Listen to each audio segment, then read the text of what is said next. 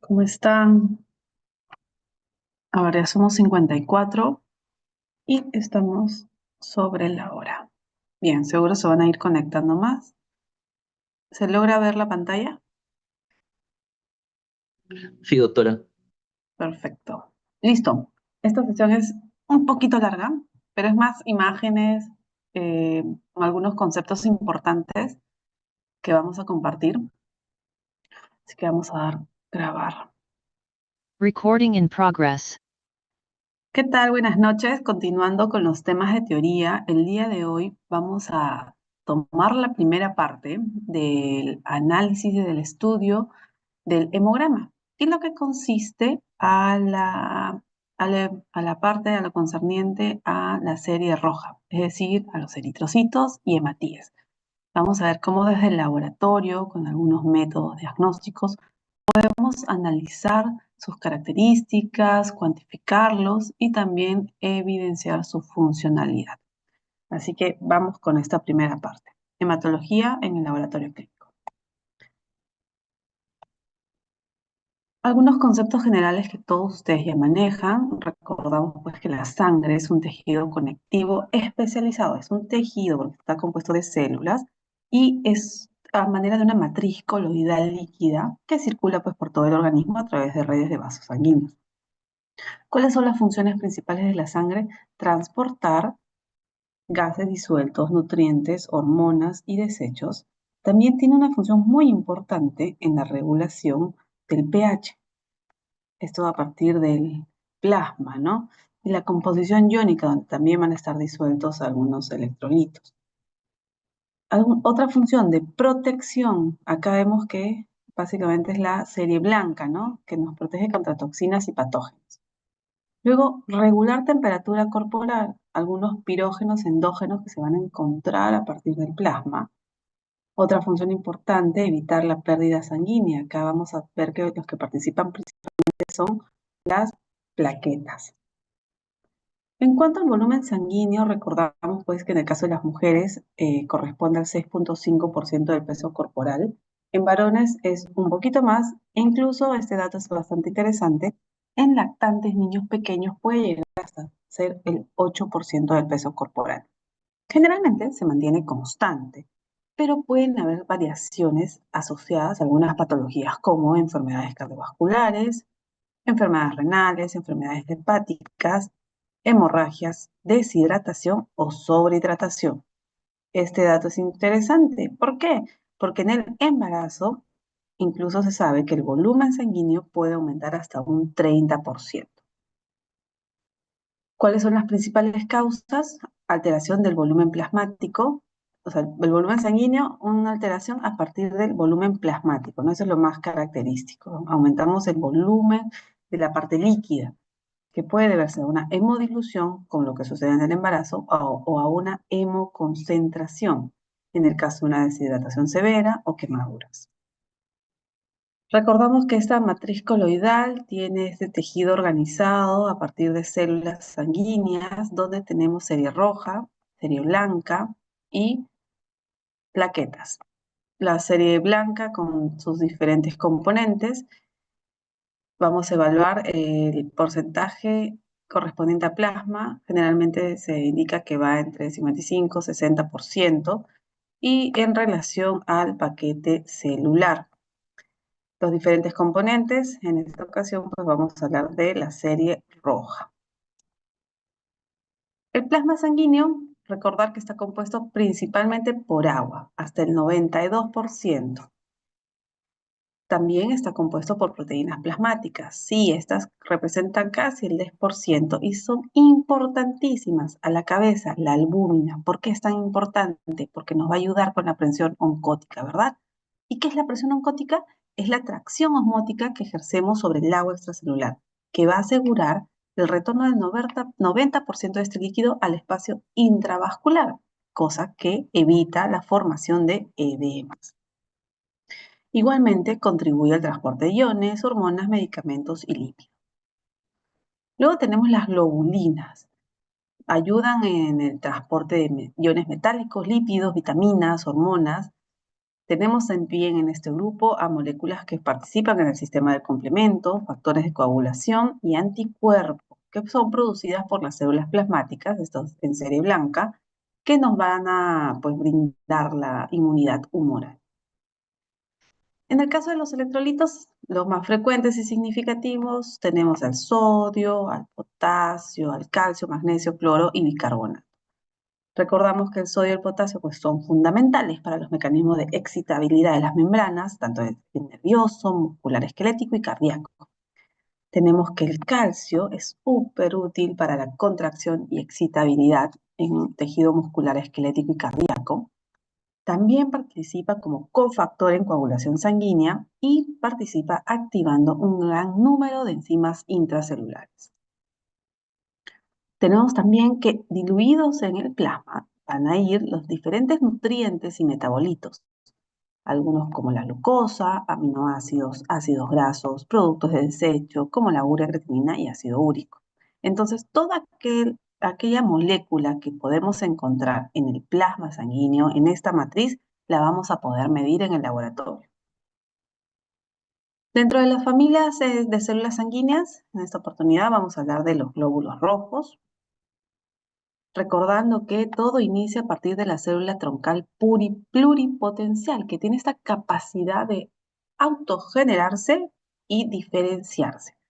Vamos a tener una primera evolución hacia una línea troncal linfoide, de la cual vamos a derivar a los plasmocitos o la línea de linfocitos, y luego vamos a tener la célula troncal mieloide, a partir de la cual vamos a tener una primera línea de la unidad formadora de colonias blásticas eritroides, la unidad formadora de colonias eritroides, los pronormoblastos y finalmente la célula madura es el eritroide o eritrocito. El examen hemocromocitométrico, ese es el nombre complicado, pero para los amigos lo vamos a denominar hemograma. Esta es la presentación convencional que tiene el hemograma. Cuando ustedes lo solicitan, van a recibir un informe de este tipo, donde vamos a ir separando y ordenando, principalmente, por ejemplo, serie roja, luego vamos a tener serie blanca y plaquetas. Esa es la presentación clásica. Generalmente también vamos a incluir los valores de referencia. Y en el caso del eritrograma, pues son algunos parámetros importantes que vamos a revisar ahora. ¿Qué tipo de muestra utilizamos para medir un hemograma o hacer un hemograma? Pues vamos a utilizar sangre entera, sangre total anticoagulada.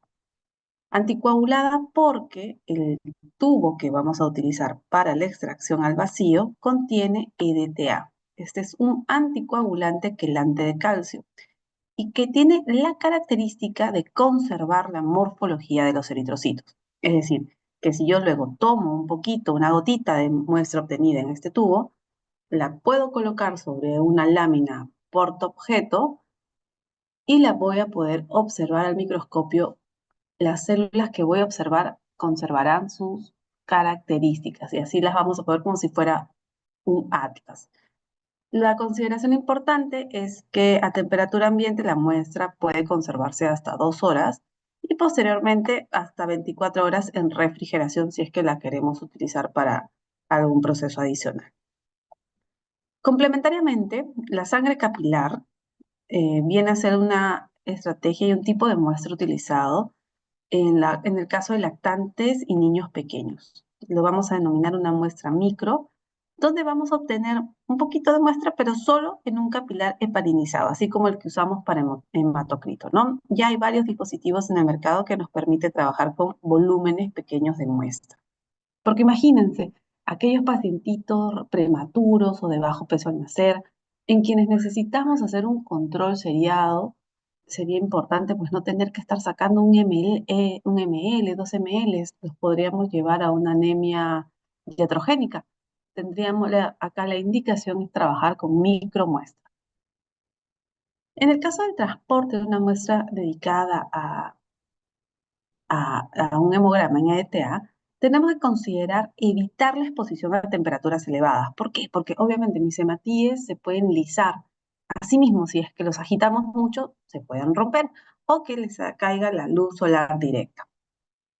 Estas son las consideraciones a tener. Ya en la fase analítica, la aparición de los sistemas automatizados, equipamiento de laboratorio robusto, nos permite trabajar grandes cantidades de muestras en menor tiempo, otorgando pues y mejorando también los tiempos de respuesta para los pacientes. Asimismo, mejoramos la sensibilidad analítica de poder detectar alguna variación o alteración en las células del hemograma. En el caso de los matíes, se pueden evaluar hasta 7 millones de células. Asimismo, en el caso de serie blanca, podemos observar tantas células que va a ser difícil que se nos escape alguna célula alterada. En el caso de las plaquetas, podemos contar hasta 3 millones de estas, ¿no? En el caso de hemoglobina, hasta 22.5 y hasta un 24.5 de porcentaje de reticulocitos. Entonces, no, antes cuando esto se realizaba de manera muy manual, pues la sensibilidad de poder captar alguna variación era bastante baja, ¿no? Sin embargo, las plataformas automatizadas, que todo eso lo tienen digitalizado, pues nos permiten mejorar la capacidad de diagnóstico.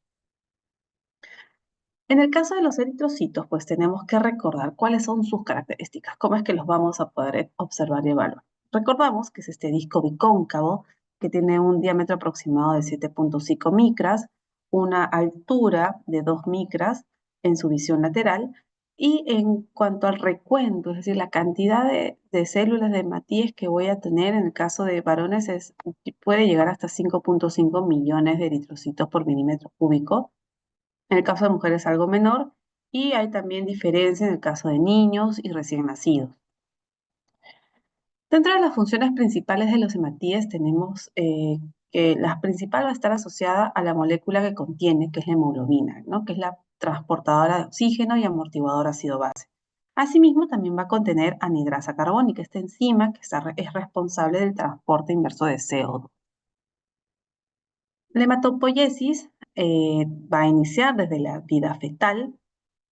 Los lugares de hematopoiesis tenemos tres fases, ¿no? La fase mesoblástica, asociada al saco vitelino, luego, y que va hasta el segundo mes intraútero. Rápidamente toma la posta la fase hepática, que va a llegar casi hasta final de la gestación, y hacia el cuarto mes inicia la participación ya de la fase mieloide, ¿no? Que es la que va a perdurar a lo largo de la vida. Tenemos un periodo bastante corto, de algunos meses, donde la producción de células hematopoyéticas es a partir del vaso. Ya al nacimiento vemos que también vamos a tener una producción a nivel de ganglios linfáticos y la médula ósea va a comenzar a reemplazar algunas fuentes, como pueden ser los huesos largos, la tibia, el fémur, por las costillas, el esternón y las vértebras, que son las que perduran a lo largo de los años. Entonces recordamos pues que la hematopoiesis va a comprender tanto la formación, el desarrollo y la especialización de todas las células sanguíneas funcionales. Entonces es una fase muy, muy importante que no solamente me habla de poder tener una cantidad suficiente, sino poder tener la mejor calidad de células sanguíneas posible. Recordamos nuevamente la génesis de los eritrocitos. Habíamos hablado de la stem cell pluripotencial hematopoyética que tiene esta capacidad de autorregenerarse.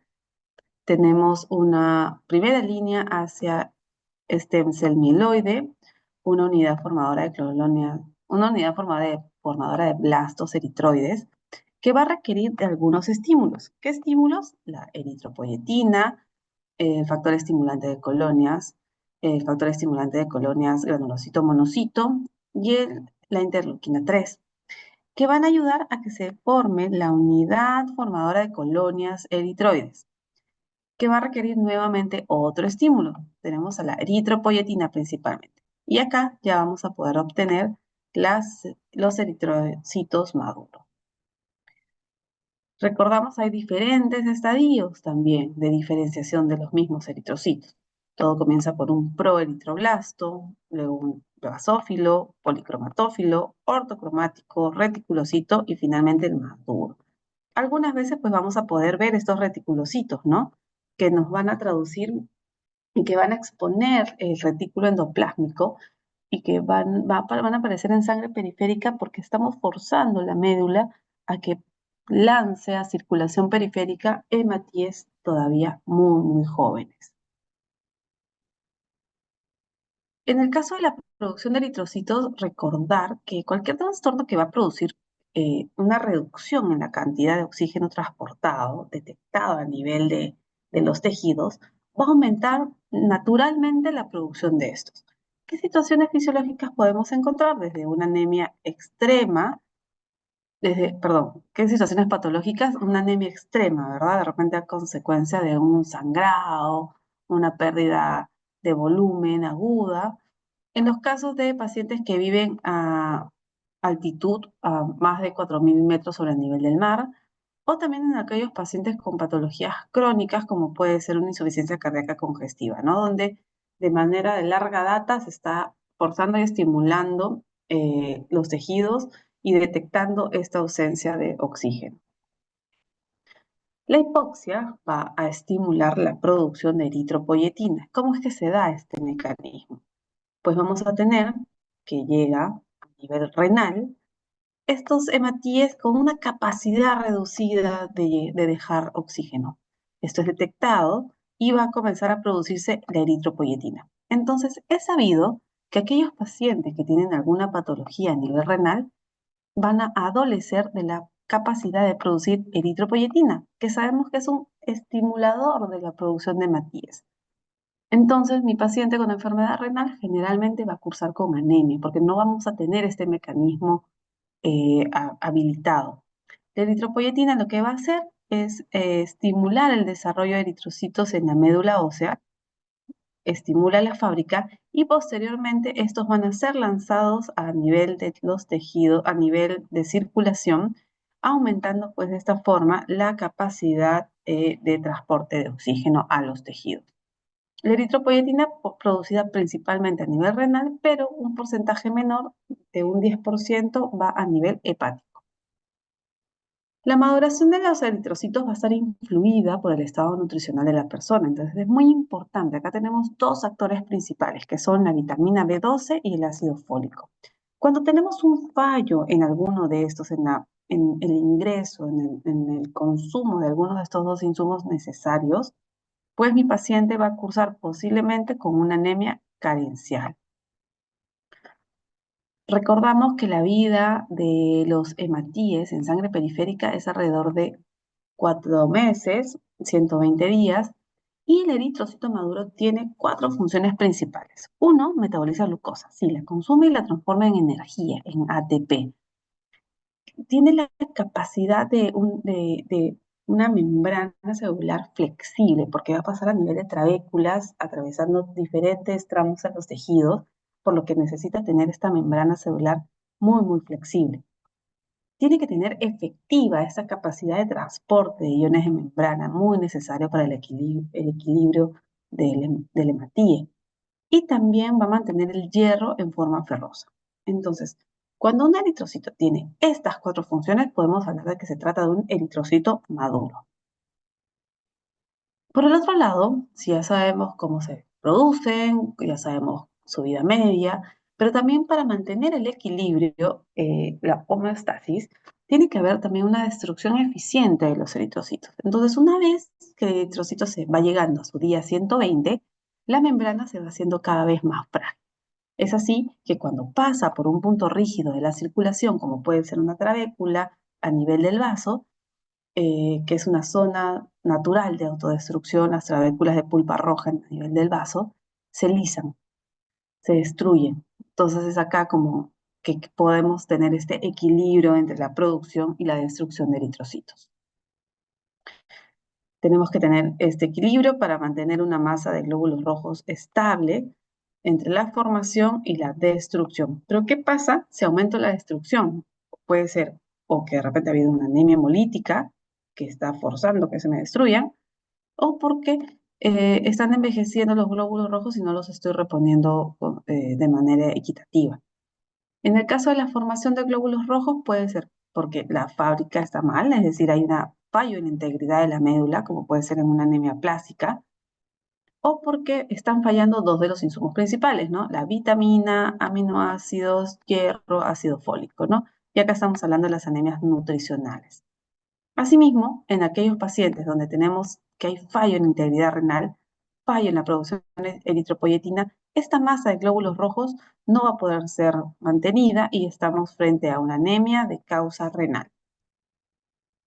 Si es que nosotros que nos sabemos sanos, nos sacamos una muestra para hemograma, vamos a hacer un extendido, un frotis de sangre periférica, si la observamos al microscopio vamos a poder encontrar esta alfombra de estructuras circulares, de hematíes, estos elementos esféricos que tienen casi todos el mismo color, casi la misma claridad central, el mismo tamaño, y sin mayores inclusiones a evaluar.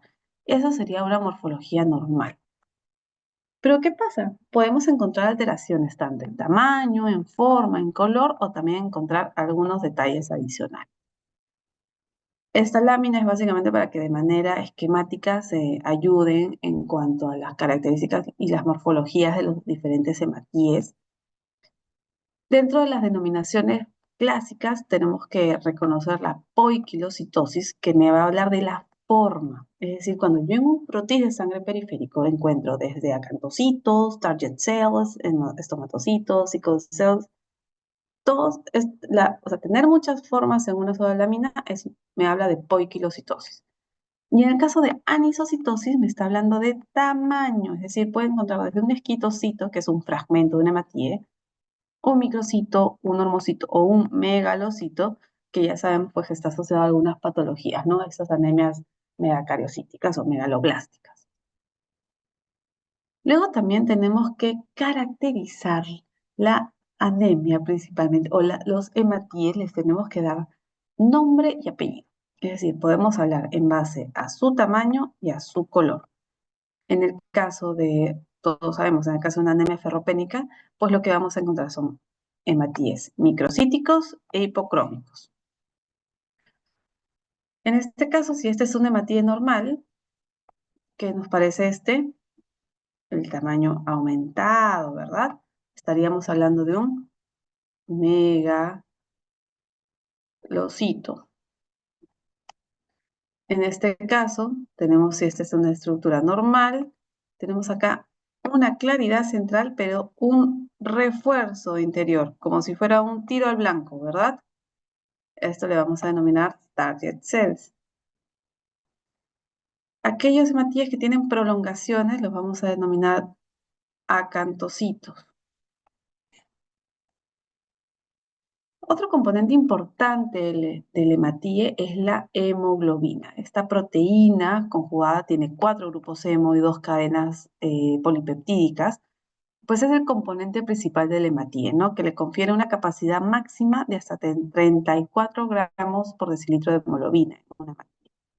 Le confiere también esta cualidad de pigmento rojo y va a participar en la unión, transporte y liberación de oxígeno.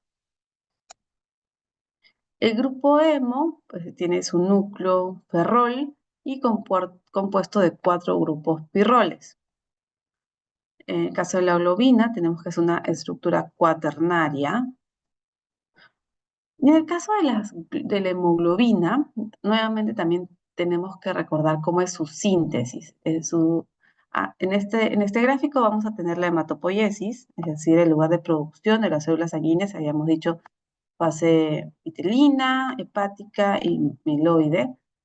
Pero en el caso de la cadena globina, que es subcomplementaria, tenemos que hacia la vida intrauterina tenemos un primer momento donde la cadena epsilon y la cadena gamma son las que van a cobrar preponderancia, rápidamente reemplazadas por la cadena alfa y gamma, que son la cadena alfa es la que va a perdurar a lo largo de la vida. La gamma se puede ir perdiendo con los años, pero podemos tener también la cadena beta y la cadena delta, que comienzan a aparecer y pueden aparecer en la vida adulta. Nuevamente, en embriogénesis temprana tenemos la cadena epsilon y la cadena sigma, posteriormente reemplazado por la cadena alfa y gamma, que esa es la que vamos a denominar hemoglobina fetal. Ya al nacimiento, la hemoglobina fetal representa hasta el 90%, pero es reemplazada por la hemoglobina A1, que es la alfa y la beta, cadena alfa y beta. Y en la edad adulta, esta es la que debe predominar, hasta un 95%. Sin embargo, en algunos casos puede prevalecer las cadenas de hemoglobina fetal o también la alfa y delta, que sería la alfa y gamma, no, alfa y delta, que sería la A2. ¿Qué vamos a necesitar para producir hemoglobina? De la misma forma, necesitamos vitamina B12 y ácido fólico. ¿Por qué? Estos son cofactores necesarios para la síntesis proteica y la multiplicación celular. Asimismo, el hierro ya sabemos pues que es un componente principal de la hemoglobina. Es importante también que podamos evaluar a través del laboratorio cómo van los niveles de hierro, ¿no? ¿Por qué? Porque vamos a poder anticiparnos a la posibilidad de una anemia ferropénica que es tan frecuente en nuestro medio. Recordamos que la dieta contiene aproximadamente de 10 a 20 miligramos de hierro, siendo lo que necesitamos absorber es entre 1 a 2 miligramos al día. Y tenemos varios caminos, ¿no? Tenemos uno que puede ir a partir del transporte asociado a la transferrina, y un primer camino va a ser la eritropoiesis, la formación de hemoglobina. Luego tenemos a nivel del depósito, donde vamos a ir guardando nuestros almacenes, o también asociados a otros procesos, principalmente vamos a tener acá músculo esquelético, retículos endoteliales. Vamos a poder evaluar desde el laboratorio con los datos de ferritina, de hierro, de transferrina o TIBC sérica, saturación de transferrina. Estos son los principales. Incluso nos puede dar hasta la misma biopsia de médula ósea. Entonces, desde el laboratorio podemos evaluar cómo se va a dar este desarrollo de la anemia ferropénica. Nos vamos a apoyar de la hemoglobina, del hierro sérico, del TIBC y de la ferritina. Vamos a poder evaluar desde el momento en que comenzamos a tener esta depleción de los depósitos de hierro, es decir, la ferritina, mi depósito, comienza a afectarse. Cuando ya el transporte de hierro comienza a cobrar y estar afectado, pues vamos a tener que mi ferritina se mantiene disminuida, mi hierro sérico disminuido, pero mi capacidad de transportarlo aumentada, ¿no? Porque tengo muchos sitios disponibles, como un bus con muchos sitios disponibles. Y en el caso 3 vamos a tener que el hierro funcionalmente no, está depletado, está consumido. Entonces acá ya vamos a tener el efecto a nivel de la hemoglobina, que es finalmente en donde vamos a tener el uso eficiente del hierro. En el caso de la hemoglobina también tenemos valores asociados a la edad y también con una diferencia entre hombres, mujeres y niños. Así como tenemos afectación a nivel de la forma de los hematíes, también podemos tener alteración a nivel de la función. ¿Y quién se encarga de la función? Una de las funciones principales del hematía maduro es la hemoglobina. Entonces, cuando tenemos hemoglobinopatías, estamos hablando de trastornos heredados, que pueden haber mutación de varios genes, donde vamos a alterar no solamente la estructura de esta cadena, sino también la velocidad de producción de esta pudiendo tener alteración en la secuencia de aminoácidos o también talasemias. Existen más de 400 variantes de hemoglobina en el mundo, o sea, demasiadas. Entonces, pueden darse anomalías moleculares a cualquier nivel de la cadena de hemoglobina. Sin embargo, las más afectadas es la cadena beta. Puede presentarse en forma heterocigota o en forma homocigota. Y uno de los ejemplos principales es el caso de la hemoglobina S, en su variante homocigoto. Estamos hablando de la anemia de células falciformes, donde vamos a tener este intercambio de ácido glutámico por valina. A manera de referencia, las diferentes variaciones que tenemos en los componentes heterocigotos, las diferentes presentaciones, hemoglobinas inestables, principalmente. Cuando hablamos del hematocrito, les mencionaba que es la relación entre el componente celular y el componente líquido, es decir, el plasma, que va entre el 55 y 60%. También va a variar de acuerdo al grupo etario, hombres, mujeres, niños, lactantes, recién nacidos. Un dato importante que nos permite evaluar de manera correcta el hematocrito es recordando nuestra relación, ¿no? Es paquete celular versus paquete de parte líquida. ¿Qué pasa cuando la cantidad de hematíes disminuye? Que es lo principal que vamos a evaluar en un hematocrito, ¿no? En la parte celular. Pues estamos hablando de una anemia, ¿no? Generalmente con un hematocrito menor de 30. ¿Qué pasa cuando el paquete celular aumenta? Estamos hablando de una policitemia, cuando hay hematocritos por encima del 70%. Pero ¿qué pasa cuando la fracción líquida es la que disminuye? Vamos a tener una falsa policitemia, ¿verdad? Porque posiblemente esta disminución en el plasma, en el volumen líquido, pueda deberse a una deshidratación.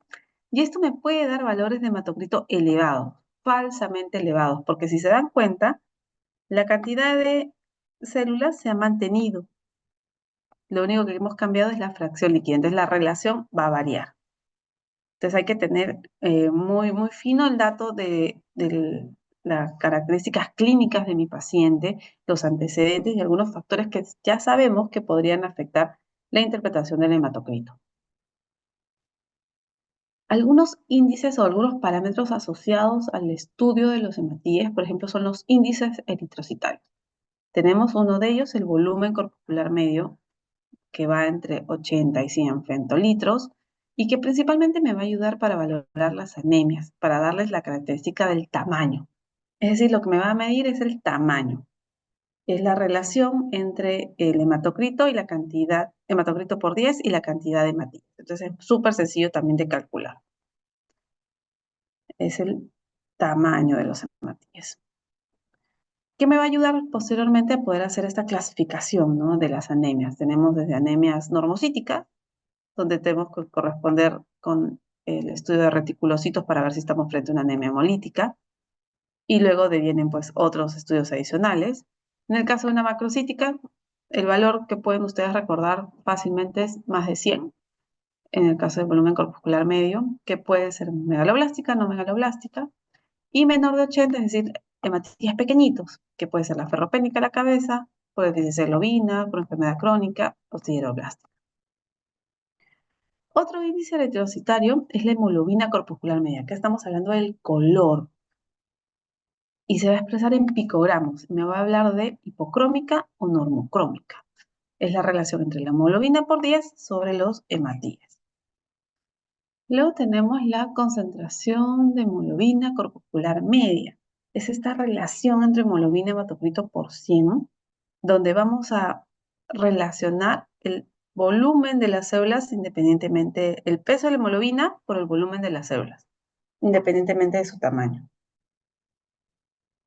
Luego, otro parámetro importante es el ancho de distribución eritrocitaria. Este RDW o AD, que va entre 13 más 1,5%, me va a evaluar si es que en mi grupo de células existe mucha diferencia de tamaño entre los hematíes, es decir, mucha anisocitosis. ¿Se acuerdan de ese término? Anisocitosis.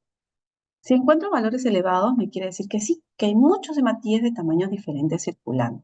¿Y a qué se puede deber esta situación? De repente es un paciente con una anemia microcítica y que ha sido transfundido. Entonces, obviamente, los hematíes transfundidos los va a recibir en normocíticos, normocrómicos, pero mi paciente ya tenía microcíticos, entonces a la evaluación voy a tener un ancho de distribución eritrocitaria alterado. Ya para el diagnóstico de anemia, desde el laboratorio, ¿qué es lo que vamos a utilizar? ¿Qué es lo que podemos utilizar? Tenemos métodos clásicos como el de ciano-meta-hemoglobina. Este lo podemos realizar en el laboratorio acá de la universidad, donde vamos a trabajar con una solución Drapkin que lo que busca es intoxicar a la molécula de hemoglobina con ferrocianuro, eh, y esta molécula de hemoglobina intoxicada va a ser directamente proporcional a la cantidad de hemoglobina y vamos a medirlo a 540. Luego tenemos otro método que es la ácida methemoglobina. Esta metodología que se trabaja con microcubetas, es una prueba rápida que se utiliza, por ejemplo, en bancos de sangre, en campañas, donde quiero averiguar de manera en segundos, en un minuto, cuánto es el valor de hemoglobina de mi paciente para ver si pasa a donar o no. Ha venido a revolucionar en las últimas décadas la posibilidad de acercar estos valores a la población, ¿no? Podemos hacer campañas masivas y estimar de una manera temprana también si es que encontramos, por ejemplo, niñitos con anemia, ¿no? Tenemos toda una campaña de lucha contra la anemia donde un paciente que pasa por pediatría sí o sí tiene que pasar por el módulo de anemia, por ejemplo, para poder ver en cuánto están sus valores y que no se nos escape si es que requiere algún suplemento o alguna medicación. Podemos determinar también el hematocrito. El método clásico es el micrométodo, que seguro lo han trabajado ustedes en laboratorio, con una centrífuga, nuestro capilar, y luego vamos a enfrentar sobre la tablita de microhematocrito y vamos a calcular hasta dónde llega el valor de paquete celular y ahí le vamos a dar el aproximado, ¿no? El aproximado en porcentaje. Luego podemos hacer también el recuento de eritrocitos. Clásico, un recuento manual, ¿no? Utilizábamos una cámara de Neubauer, una pipeta de toma, el microscopio, observábamos los cuadrantes externos y el central, hacíamos toda una fórmula y obteníamos el recuento. Estos son métodos clásicos. Finalmente, comenzaron a aparecer métodos de cómputo electrónico a partir de la metodología de la impedancia eléctrica, donde vamos a tener que se va a disparar un pulso, se basa el principio Coulter, un pulso de flujo eléctrico que me va a indicar que ha pasado una partícula. En este caso, que ha pasado una célula. Y cuantos pulsos tenga, me va a indicar cuántos hematíes haya en esa muestra. Incluso también me puede estimar el tamaño, porque hacia un pulso grande, quiere decir que ha pasado una hematía grande, ¿verdad? Y un pulso pequeñito, ha pasado uno chiquitito. Entonces, esta metodología me permite de manera muy rápida estimar algunas características de los hematíes. No se va a escapar el examen de lámina periférica a partir de un frotis sanguíneo. Todo laboratorio de hematología que se digne, se jacte de ser un buen laboratorio de hematología, tiene criterios de calidad estrechos para la elaboración de sus frotices. Debe ser delgado, homogéneo, y se utiliza la tinción de Wright que me permite mantener y evidenciar el color, el tamaño, la forma y las inclusiones eritrocitarias para poder ver las láminas como si estuviéramos en un atlas. Si la lámina de la izquierda es la lámina normal, comparamos con la lámina de la derecha, vemos que las células son más pequeñitas, ¿verdad? Tienen una claridad central, todas son más pequeñitas, pequeñitas, hay menos cantidad también, menos cantidad. Estamos acá frente a una anemia microcítica, tamaño, hipocrómica, color. Si esta es la normal, acá rápidamente vemos hematías más grandes. Un detalle importante de los macrocitos es que pierden esta claridad central. Entonces son hipercrómicos, macrocíticos. Esta es clásica, ¿no? Es una célula falciforme. En el caso de una anemia megaloblástica, un dato importante que va a acompañar el estudio de lámina periférica es no solamente que vamos a encontrar poiquilocitosis, es decir, diferentes formas en la lámina, tanto de eritrocitos ovales, en forma de pera, de lágrima, de casco, sino que también aparece como hallazgo los neutrófilos hipersegmentados, aquellos que tienen más de 5 núcleos. 5 núcleos. Estos neutrófilos hipersegmentados van a caracterizar a esta anemia. En el caso de los eliptocitos, si es que observamos más de 10% de estos en una lámina, pues podríamos estar hablando de una eliptocitosis hereditaria. O puede asociarse a pacientes que están recuperándose de una mielofibrosis, estadios iniciales de deficiencia de hierro que va a ocasionar esta inestabilidad en el eritrocito, o también en una anemia megaloblástica. En el caso de los esferocitos, tenemos que son más pequeñitos y han perdido la claridad central. Podríamos catalogarlos como microcitos hipercrómicos, pero que tienen esta característica eh, circularidad, ¿no? Pierden esta forma un poco disco, sino son más esfera. Puede ser en las fases de recuperación de una anemia hemolítica autoinmune o cuando hay un tratamiento tan correcto a nivel de laboratorio, teniendo que calentar, por ejemplo, la lámina, y el hematíe puede perder algunas características. Las células nucleadas, de las que habíamos hablado en la fase de hematopoiesis, van a aparecer en anemias graves cuando se fuerza que aparezcan estas estructuras inmaduras en sangre periférica, asociadas pues a hemólisis, a talasemias, ya a la enfermedad hemolítica del recién nacido.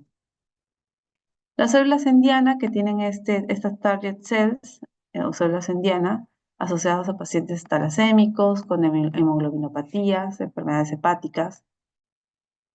Los esquistocitos, es decir, estos fragmentos de hematíes, que me va a indicar pues que el hematíes se ha destruido, que ha habido hemólisis, y generalmente pues asociados a anemias hemolíticas microangiopáticas, quemaduras severas, neoplasias malignas. En el caso de inclusiones, tenemos, de los más frecuentes, tenemos el punteado basófilo, es decir, vamos a ver un hematíe ligeramente incrementado en tamaño y que tiene un punteado, salpicado, eh, puntos en color grosella que van a corresponder a precipitado ribosómico. Se da por intoxicación por plomo, una anemia megaloblástica por una síntesis defectuosa de la hemoglobina, o justamente en anemias graves, ¿no? Donde vamos a tener esta inestabilidad en el ARN en las células jóvenes. Tenemos también los cuerpos de Hubble-Jolly, que son remanentes nucleares de este reticulocito antiguo, quedaron esos, en anemias, generalmente en anemias megaloblásticas o en esplenectomía. Luego tenemos los anillos de Cabot, que son remanentes del uso mitótico, es decir, ha habido una falla en esta maduración a consecuencia de esplenectomías o intoxicación por plomo. Y incluso podemos tener en el frotis de sangre periférica algunos hallazgos. Seguro alguno de ustedes dirá, ¿qué es esto? ¿Una célula falciforme? No, podemos encontrar también parásitos como este plasmóide. Listo, acá les dejo algunas referencias bibliográficas para que puedan repasar. Mañana continuamos con la clase del doctor Guillén y conmigo nos vemos hasta la próxima semana. Que estén bien, cuídense mucho.